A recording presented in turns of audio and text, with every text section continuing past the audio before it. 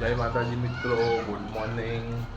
આજે સવારમાં દરેકને જય માતાજી. તો મિત્રો જુઓ આપણા ઘેરે આજે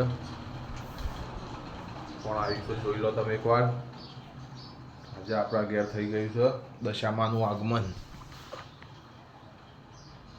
તો જુઓ દશામાનું આગમન થઈ ગયું છે આપણા ઘેર.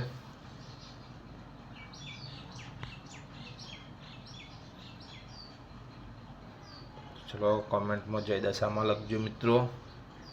દશા